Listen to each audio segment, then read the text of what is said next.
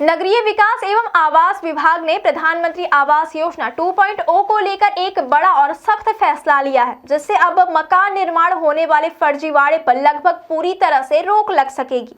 खास तौर पर बेनिफिशियरी लेड कंस्ट्रक्शन यानी बीएलसी घटक के तहत बनने वाले मकानों की निगरानी व्यवस्था को पहले से कहीं ज्यादा मजबूत और पारदर्शी बनाया गया है।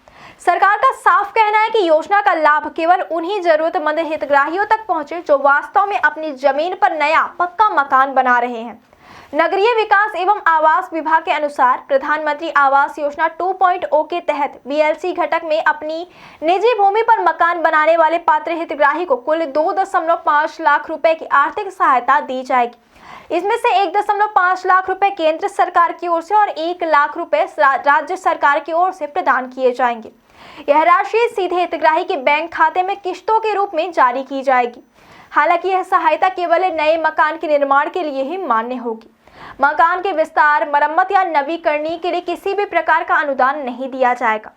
सरकार ने साफ कर दिया कि प्रधानमंत्री आवास योजना 2.0 में पारदर्शिता और जवाबदेही सबसे अहम प्राथमिकता है। इसी उद्देश्य से भारत सरकार द्वारा विकसित अत्याधुनिक जियो टैगिंग ऐप को अनिवार्य किया गया है।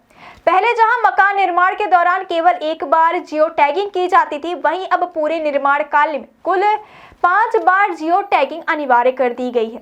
इन 5 चरणों की जियो टैगिंग पूरी होने के बाद ही अनुदान की राशि आगे जारी की जाएगी। अधिकारियों के मुताबिक जियो टैगिंग की यह प्रक्रिया हर 3 माह में की जाएगी। सबसे पहले खाली प्लॉट की जियो टैगिंग होगी, जिससे यह सुनिश्चित किया जा सके कि हितग्राही वास्तव में अपनी जमीन पर नया मकान बना रहा है। इसके 3 माह बाद फाउंडेशन या प्लिंथ लेवल की जियो टैगिंग की जाएगी। इसके बाद 6 महीने में लिंटर लेवल, 9 महीने में रूफ लेवल और अंत में 12 महीने पूरे होने पर पूर्ण निर्मित मकान की जियो टैगिंग की जाएगी। इस तरह हर चरण की निगरानी डिजिटल माध्यम से की जाएगी। अनुदान की राशि भी निर्माण की प्रगति के अनुसार चरणबद्ध तरीके से जारी की जाएगी। जैसे ही मकान निर्माण का कार्य शुरू होगा और पहली जियो टैगिंग पूरी होगी, हितग्राही को पहली किस्त के रूप में 1 लाख रुपए दिए जाएंगे। इसके बाद बाकी राशि अलग निर्माण चरणों की जियो टैगिंग पूरी होने पर क्रमशः जारी की जाएगी। इससे यह सुनिश्चित होगा कि सरकारी धन का उपयोग सही दिशा में और सही उद्देश्य के लिए किया जा रहा है। सरकार का मानना है कि इन नए प्रावधानों से कई तरह के फायदे होंगे। सबसे बड़ा लाभ यह होगा कि फर्जीवाड़े पर प्रभावी रोक लगेगी। पहले कई मामलों में पुराने मकानों की मरम्मत या आंशिक निर्माण को नया मकान दिखाकर अनुदान लिया जाता था, लेकिन अब जियो टैगिंग के जरिए यह सुनिश्चित किया जाएगा कि वास्तव में नया मकान ही बनाया जा रहा है। इसके अलावा अनुदान का उपयोग पूरी तरह पारदर्शी होगा और निर्माण की गुणवत्ता व समयबद्धता भी सुनिश्चित की जा सकेगी। योजना के तहत हितग्राहियों को समय पर आर्थिक सहायता मिले, इसके लिए भी सख्त समय सीमा तय की गई है। बीएलसी घटक के अंतर्गत स्वीकृत मकान का निर्माण 12 माह में पूरा करना अनिवार्य होगा। यदि कोई हितग्राही तय 3 माह में निर्धारित स्तर तक निर्माण पूरा नहीं कर पाता तो संबंधित नगरीय निकाय द्वारा उसे नोटिस जारी किया जाएगा।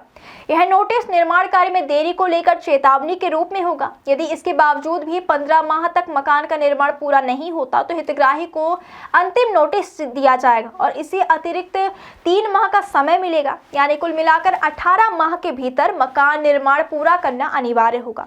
अगर 18 माह बाद भी मकान अधूरा रहता है तो शासन द्वारा उस आवास को सरेंडर करने की कार्यवाही की जाएगी और अनुदान की आगे की राशि भी रोक दी जाएगी। नगरीय विकास एवं आवास विभाग का कहना है कि यह व्यवस्था न केवल सरकारी धन की सुरक्षा के लिए जरूरी है, बल्कि इससे वास्तविक जरूरतमंदों को भी लाभ मिलेगा। जो लोग वास्तव में अपने घर का सपना पूरा करना चाहते हैं, उन्हें समय पर सहायता मिलेगी। वहीं योजना का दुरुपयोग करने वालों पर सख्ती से कार्यवाही की जाएगी।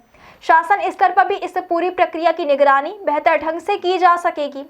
प्रधानमंत्री आवास योजना 2.0 के ये नए प्रावधान साफ तौर पर संदेश देते हैं कि सरकार अब आवास योजनाओं में किसी भी तरह की लापरवाही या अनियमितता बर्दाश्त नहीं करेगी।